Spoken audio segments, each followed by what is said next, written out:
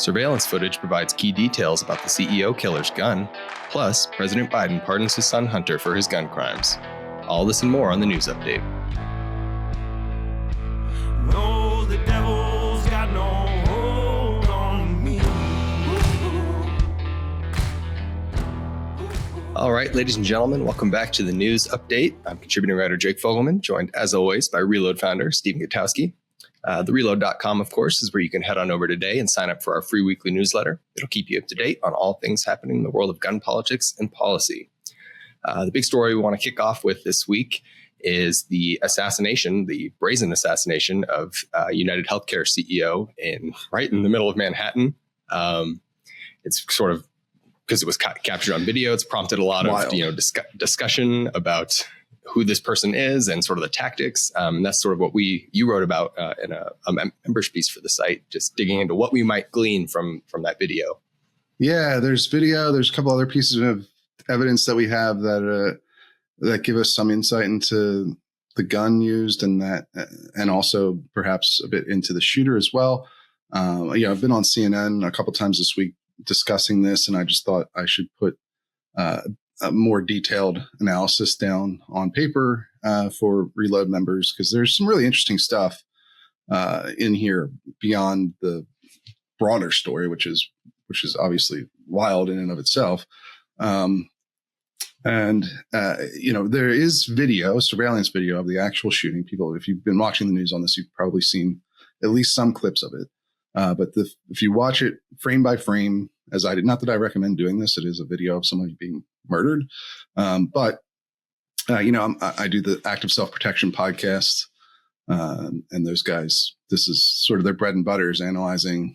They don't usually do execution videos like this. There's not a lot of self-defense takeaways from those circumstances, but they analyze a lot of videos of real world gunfights or other self-defense encounters or police body cam footage, stuff like that. And so, I've learned a lot from those guys over the years, but watching this video, this surveillance video frame by frame, you can make out a couple of key details. One important one is that the type of gun, you can't tell what make and model gun. It's too blurry for that. You can't tell what kind of silencer he's using. You can tell that he's using a silencer. That's pretty evident from the video and the shape of the gun. But you can also tell that this is a semi-automatic pistol. It's not what some people have speculated, and apparently what some police officers, according to ABC News, believe could be the case, which is that it's this sort of actually like World War II relic called the well rod. You've heard of this firearm before. It's very famous, like assassin gun from World War II, the SAS. But it's a bolt action, integrally suppressed pistol. And of course, it's only a 22. Now, there is a modern version of this gun called the B&T Station 6. And they even make a 9mm version of that, which 9mm was the round where the rounds found at the scene. The shell casings, and they actually also found live rounds. But the problem is, or the thing that makes it clear it's not a well rod or a BT9 is that the gun reciprocates. The slide reciprocates. You can see the slide moving over top of his hand after he fires the first round, which is a clear indicator that it's a semi-automatic. Now, he does, very oddly, very strange sequence of events with the shooter. But after he takes that first shot, he immediately goes to manually cycle the firearm, right? So a semi-automatic, as I'm sure the vast majority of people listening to this already know, will, after you fire a round, if you have a magazine inserted and it has ammunition in it, the gun will automatically, through the use of recoil or gas blowback, will cycle in order to extract the round. The slide will move back. It'll extract the round, the spent round, the spent casing, and then it'll move back forward and strip a round off of the magazine and load it into the chamber for you. And then you'll be able to fire again without having to do anything. Now semi-automatic means that you have to pull the trigger again. You have to reset the trigger between each shot, as opposed to, fully automatic. But that's what we see here. We see a gun that is semi-automatic that moves its slide to try and cycle in a new round, but which the shooter seems to believe or understand that the gun will not cycle properly on its own the way that it's set up, because he immediately goes to manually cycle. He's not surprised. He doesn't take a moment, or he doesn't register any issue with the gun. He doesn't try to fire it and then realize that it's not firing and go to at least after the very first shot. So he has it in his mind that he's going to need to cycle this gun manually, even though it's semi-automatic. And so that tells you something else, I think, perhaps a key detail, which is that this guy had some level of knowledge about firearms. Certainly, he's more than a basic shooter. He's definitely has more experience with firearms than just he walked into a store and bought one and took it to go and kill this person. But at the same time, he doesn't have enough knowledge to understand why his gun is not set up properly, why the silencer, firearm, ammunition, magazine combination he's using isn't working the way it should. And so instead, he's just kind of going with it anyway, which is quite strange, right? I mean, using a silencer in the first place is a strange choice in real life. In a movie, right? That's what you'd expect. That's how the script goes in any fiction, really, book, movie, TV, video game. For an assassin, is they're going to screw on a silencer and go and without anyone noticing, they're going to kill their target. In real life, that's not how any of this works, right? A real life 9mm suppressed gunshot is not that quiet. It isn't going to really conceal what you're doing. And also, if you watch the surveillance video, he's doing this not just during daytime in the middle of New York City, but also in front of people. Like there are at least two people right there when he commits this murder. So whatever slight benefit you might get from reducing the sound of that gunshot is going to be completely moot by the fact that people watched you do this in real time. Not just, and obviously there's a lot of cameras around New York City that are going to catch you doing this as well. So, there's a number of other factors as well. The piece gets into those a bit deeper. It is only, it's a member exclusive piece, although we are having a sale, by the way. We're still doing our Black Friday sale, 20% off for the first year. But, I think there's a number of key takeaways. You can't determine everything. And, some of this stuff beyond the functioning of the firearm itself, this idea that maybe he's taking his cues from movies or TV, and maybe that suggests something about his level of competence or experience with this sort of thing. That's obviously more speculation than it is a solid takeaway. But those are the vibes I get. That's the feeling I get watching the video, and I lay it out in much more detail in the actual piece. But a super wild situation, and I will likely be on CNN again throughout the weekend to discuss this. So.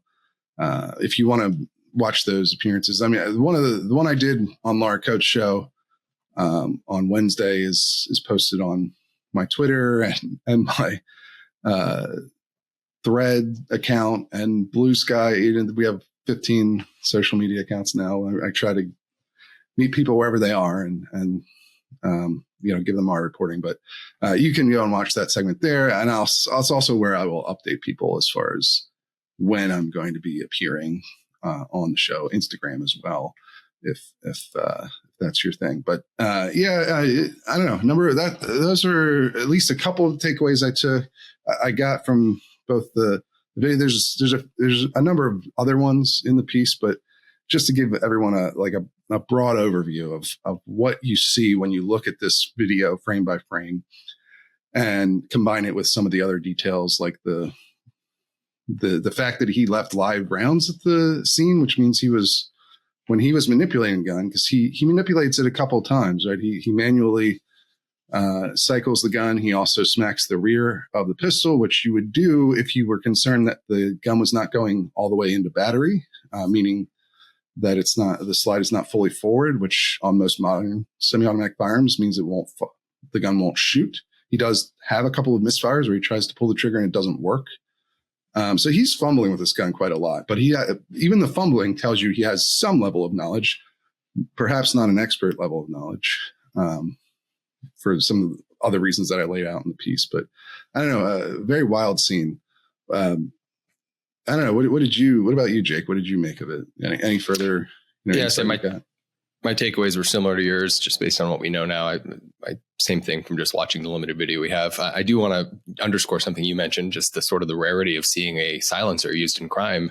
There's about 5 million or so in civilian circulation, and they're almost never used in crime. So the fact that we see one on CCTV like this, that's an abnormality in our current landscape. So that's interesting in and of itself. And I'm sure that will be the subject of future discussion just based on the nature of these events. But so that stuck out to me. The last high profile shooting involving a silencer was the Virginia Beach mass shooting. Yeah. During Trump's administration. Actually, Donald Trump, in the wake of that, suggested he might consider banning silencers, or suppressing. Obviously, silencer is another thing about it. Like I mentioned earlier, silencer is a bit of a misnomer. It's actually more of a marketing term. The person who came up with the term is the guy who invented the device, Hiram Percy Maxim, who is also the son of the guy who invented the machine gun. For anyone interested in trivia on this stuff, but it doesn't make the gun silent, as I mentioned. Like this in real life, it just reduces the sound a bit. Really not. People are still going to know around you that there's gunshots going off it. It's more like the level of a jackhammer or something like that. Honestly, louder than that on the decibel scale. So, the utility of employing a silencer here is very limited in my opinion, at least, for how he was carrying this. It just didn't really benefit him at all. And I would venture to guess that that's likely what actually got him, what caused his gun to malfunction. He didn't have that suppressor set up properly. I think you see quite a lot of blowback coming out of the chamber when he takes that first shot, which could indicate that's why it's not cycling properly.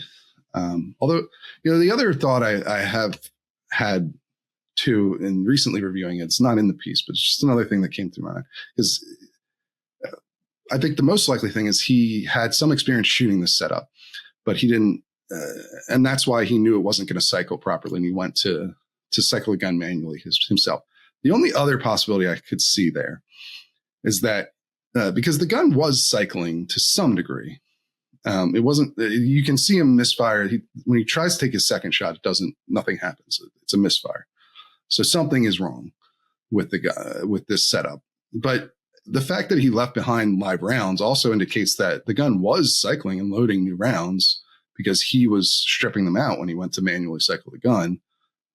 So the only other possibility I could imagine is that he is, which would actually put his skill level further down, I guess, the skill tree here. But maybe he didn't understand that he wouldn't have to cycle this gun. Maybe he thought he was going to have to cycle, and he didn't actually have to do that because it was cycling.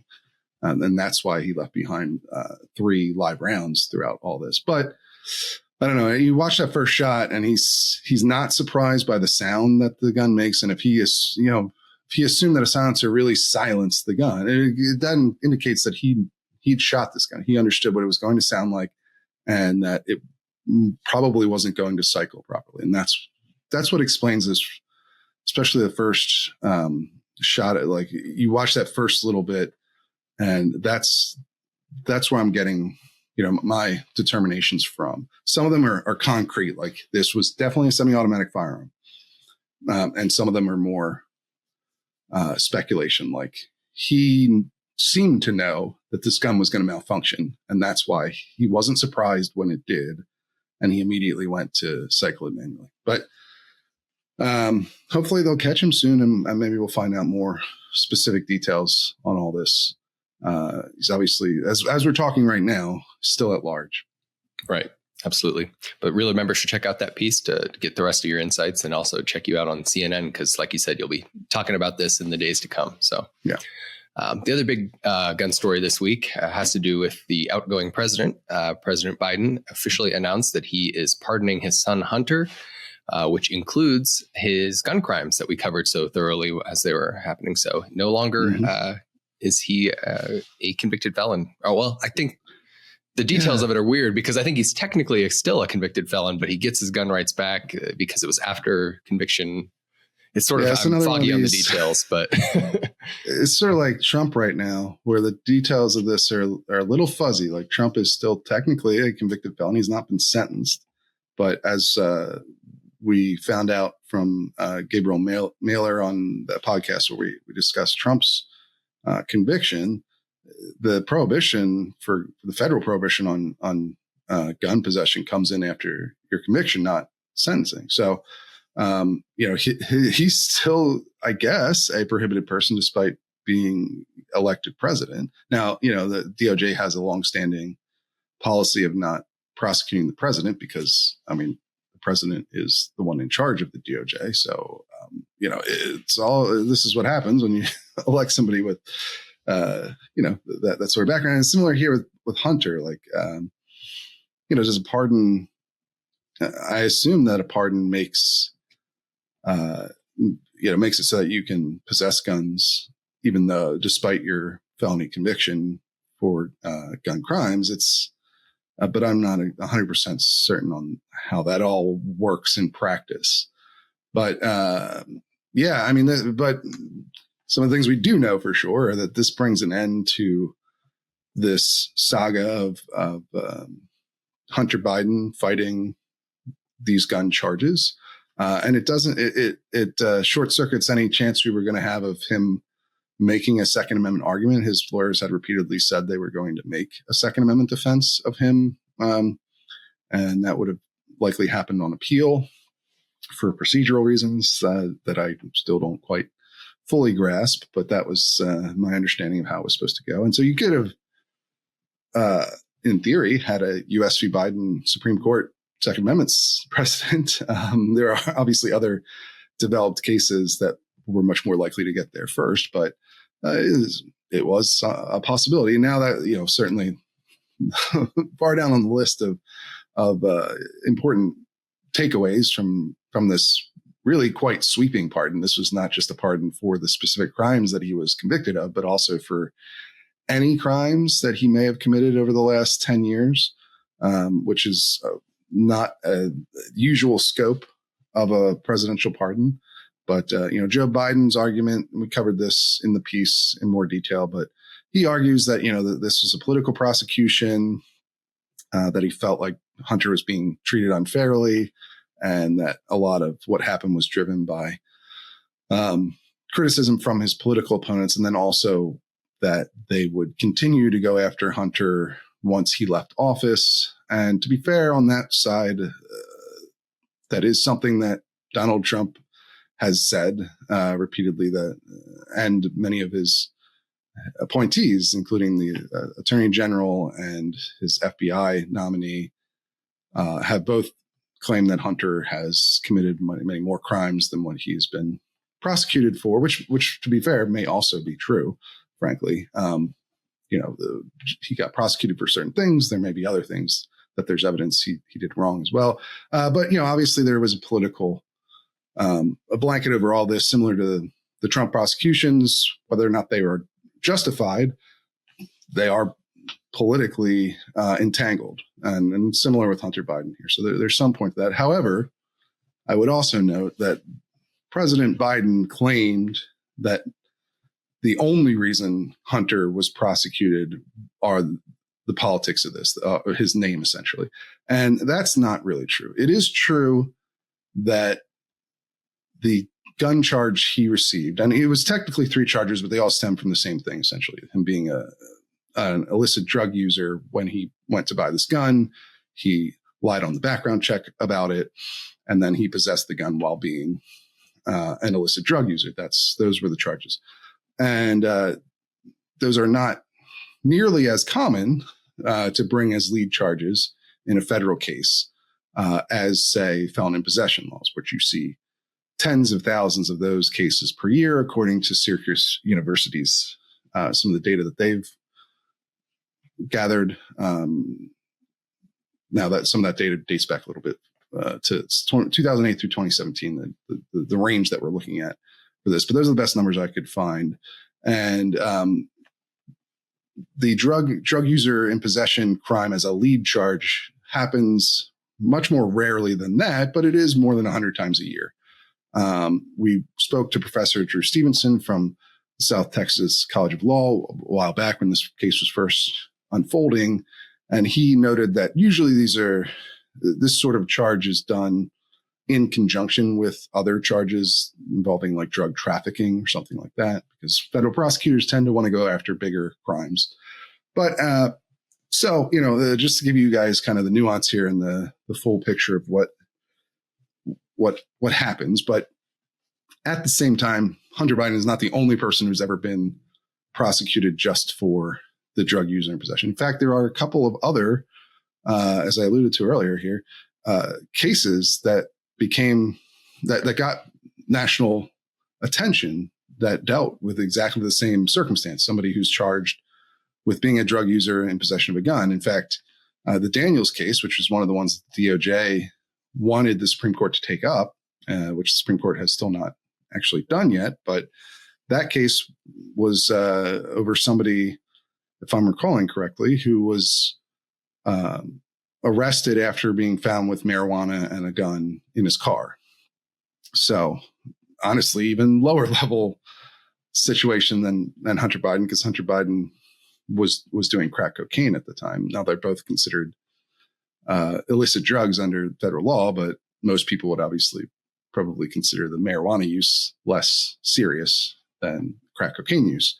And in addition to all of that, one of the big reasons that this Hunter Biden came under scrutiny for this stuff in the first place was his own decision to write a book about this and go on a publicity tour where he talked about using drugs during this period of time when he bought this gun. Because that's one of the key factors in whether somebody gets charged is whether or not they were a user at the time that they bought and possessed the firearm. And Hunter put out the evidence of that himself, which he said in one of the hearings along the way in this trial that was something that the prosecutors used against him in court. So, there's plenty of factors to consider here, but some of what President Biden is saying may be true in terms of, the political nature of what happened with Hunter Biden. But at the same time, his claims that Hunter was only targeted because of politics just aren't true, or that these sorts of cases are never brought against anyone else, or that there was no other complicating factor beyond the politics. These things just aren't. It's just not accurate. Yeah. And so it also undermines, I think, Biden claiming that nobody ever gets charged for being a drug user in possession sort of undermines the idea that it should even be illegal, right? That's what I was going to say is one thing I want to look for in the future is in these cases that we've covered so much with these challenges to the drug user possession ban. Now, a pardon doesn't have precedential value like a court decision does, but I could easily see someone citing Biden's statement in their lawsuit as like a persuasive authority, saying even the one-time head of the DOJ said that these charges essentially downplayed the severity of these charges and why are we even enforcing them? I could very easily see that popping up in a lawsuit going forward, which I think is interesting. Yeah. Yeah. And then also, there's sort of the idea that President Biden is trying to protect potential targets of a Trump administration is a bit of a convenient thing to say when you're pardoning your own son. I mean, he hasn't pardoned anyone else for this reason. So Right. I don't know. Maybe he will, but if you start with your own son, that's maybe takes away a bit of the credibility of that particular argument. But yeah, so that, either way, whatever you think of the pardon, it does end this saga, and it brings this story essentially to a close here. And I think it has some interesting implications, perhaps going forward for other charges brought up in on similar facts. Right. Yeah, I think that's right. But sticking on the topic of presidential politics, we just briefly want to mention sort of a flash in the pan nomination that President-elect Trump made.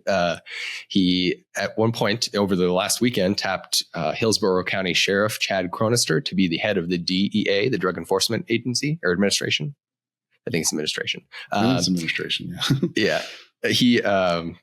So he made this pick, and Cronister is...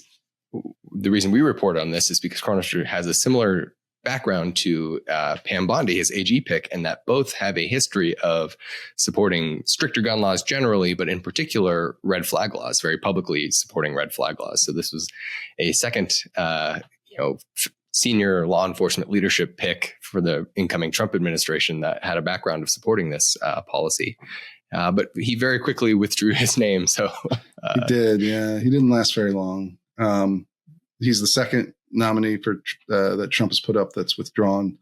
Although that may have been more to do with other critiques. I know there were a lot of people, MAGA influencers, who were upset about some of the enforcement policies he had during COVID lockdowns. So that may have played a bigger role than the gun related critiques that he saw. In fact, he was out there for such a short period of time that you didn't really get any of the gun rights groups even weighing in on him at all.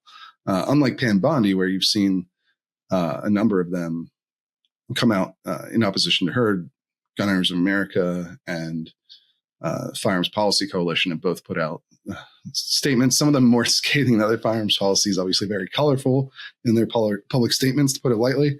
And they had a rather colorful statement about Pam Bondi. It's just I think it's notable, like you said, mainly for the trend there that Trump either is comfortable with it. Now, Trump himself has backed the concept of red flag laws before. He famously did that when he was president with Pam Bondi in one meeting in particular, where he said, take the guns first and then have due process second, which is not really, of course, how due process is supposed to work. But regardless, he has been generally supportive of this policy, so it may not be something that he views as a negative for some of these nominees. And I think at the very least, it's not something he puts at the top of his priority list when he's picking these people. That one's fairly clear. Now, there is the counter argument here, the counterpoint, I guess, is that Kash Patel, who we mentioned earlier, is the nominee to run the FBI, and he has been backed by GOA. He appeared at their political conference that they held last year and gave a speech, and they've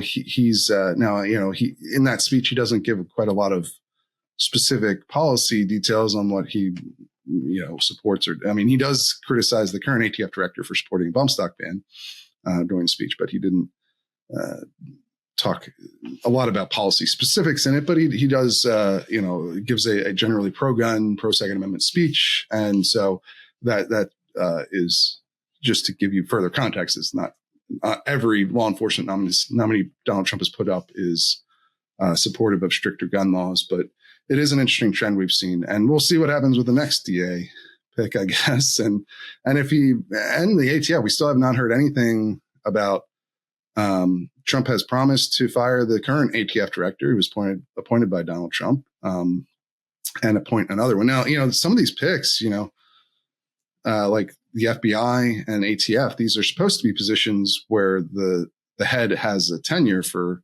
10 years. And it's in the past been a very big deal to fire an FBI director, an ATF director without significant cause. Seems to be causing a bit less controversy at this point, maybe because Trump was so clear about it throughout the election that he was going to do this. But yeah, we'll see what happens. He hasn't announced an ATF nominee yet, and I don't have anything to report on that front either. As far as what we're hearing, just not a lot coming out about it at the moment. But yeah, anyway, we'll certainly be keeping our eyes peeled. Yeah. The last story of ours that we want to briefly touch on is just that the U.S. House of Representatives filed an amicus brief with the Supreme Court over the upcoming case that they're going to be hearing between Mexico and a bunch of the most prominent American gun companies, probing the Protection of Lawful Commerce in Arms Act. And they presented a little bit of a new argument that we haven't really seen in this case. Isn't that right? Yeah, that was the interesting bit here to me is we've seen Smith and Wesson argue a couple of things. Essentially, one, that basically the chain of liability is way too long for what Mexico is trying to accomplish here. Mexico's claim is essentially that drug cartel violence carried out with American-made firearms cost the Mexican government money and resources. And so that's the harm. I believe it's like $10 billion is the number that they have in the lawsuit. But the cause of the harm that they're putting on Smith and Wesson and other American manufacturers is just the fact that they make and sell guns in the way that they do. And then, the chain from the Mexican cartels using guns that they obtained illegally from somebody who also likely bought them illegally to traffic to the cartels. And then they bought them from a retailer who may not have violated any laws in selling the gun. And then that retailer got it from a wholesaler who likely didn't. There's no accusation that they violated the law, federal American law, in selling the guns to the retailers. And then, the wholesaler got the gun from the American gun companies who made them. So there's quite a lot of chains in this, quite a lot of links in this chain before you get from the claimed harm to the claimed cause. And so that's, I think, the main argument Smith and Wesson makes, that this is not a reasonable chain of liability that Mexico has constructed for this case. And then also there's Second Amendment implications to granting the sort of relief that Mexico wants, because basically they're claiming essentially that Smith and Wesson shouldn't make guns like the AR-15 because they're too appealing to the cartels. They shouldn't sell guns in the way that they do. They should try and force people to only buy used guns from licensed dealers that go through in order to ensure there's a background. So there's a number of things that the Mexican government wants imposed on Smith and Wesson that if done, Smith and Wesson claims would be a violation of the Second Amendment. And the House's argument is similar to that, but a bit unique in that they're saying essentially that the Supreme Court shouldn't side with Mexico in this case, or the federal courts shouldn't side with Mexico and grant them the relief they're seeking, because that would effectively be making federal gun policy. It'd be instituting these sorts of policies through a court decision when that's the purview. Regulating firearms in the United States is the purview of Congress, according to the House of Representatives here. So they're making a separation of powers argument. And that's pretty fascinating, I think, as an added argument I wasn't expecting to see in this particular case. Like a big part of it is that one, Congress has either enacted or considered a number of these policies that Mexico wants. And so it's clearly aware of them and has essentially rejected them over time. But it's not some new idea to Congress. And then also the Congress instituted the Protection of Lawful Commerce in Arms Act to prevent these exact kinds of lawsuits where somebody is suing someone is suing a gun manufacturer for the unlawful acts of a third party that they weren't directly involved with. And so, that's the policy that Congress has set, and the House is saying that the Supreme Court shouldn't get involved to undo that, because it would be usurping the rightful authority of Congress. So, pretty interesting. Yeah, it's an interesting argument. And of course, we'll be keeping our eyes peeled for as more and more briefs file in. And of course, the oral arguments in this case will be scheduled for next March. So we'll obviously stay on top of that as we get closer to one of the next big gun related cases that the justices are going to hear. As we're coming up on time here, we will just briefly touch on one of our newsletter links. This one comes from the New York Times, and it's a report that Bill Bockenberg, one of the NRA's board members, is reportedly telling members of the board that President-elect Trump has, quote unquote, lost his faith in the NRA in the direction that the group has gone, and in particular has taken issue with their continued use of Bill Brewer. So Bill Brewer, once again, a source of consternation amongst the NRA. So a little bit interesting to see that in the New York Times. Yeah, it's certainly another volley in the fight between the two factions inside of the NRA. Bill Bockenberg is part of the reformer group. He's part of that reformer leadership group that was elected to be EVP, and then the two vice presidents, Bockenberg being one of those vice presidents, and then obviously the other side are longtime Wayne LaPierre allies, Bob Barr and David Coy, folks like that who are also who back Bill Brewer and his representation of the NRA and the legal spending that they've done throughout the case. None of this is like new, right? We've talked about this for years now, but it's just another volley in that. And I will say that Bill Bockenberg is somebody who is closely connected to Donald Trump, to the Trump orbit. He's hosted fundraisers in Pennsylvania for Donald Trump. He served as an alternate elector, the fake elector slate during the 2020 election scheme. He got in a lawsuit over his attempts to privately audit the election results in 2020. This is somebody who is very much bought in and connected to the Trump orbit. So he's also the one who suggested, if you recall a while back, that Donald Trump Jr. could be a candidate to run the NRA, to be executive vice president. We reported on that when he said that a while, and I think it was about a year ago at this point. And so, he obviously we're not privy to these conversations he's had with Donald Trump, but he's claiming that's what Trump has said. And he is legitimately somebody who may actually have talked to Donald Trump about something like this. And Donald Trump is notoriously opposed to paying a lot of money for lawyers. So it's not out of character that he might say something like that. Overall, though, it's not, this is sort of bickering on the board back and forth. I don't know that there's anything concrete that comes out of this story, but it does provide a nice lead in to what I've reported lately, which is that there's been more internal fighting after this letter.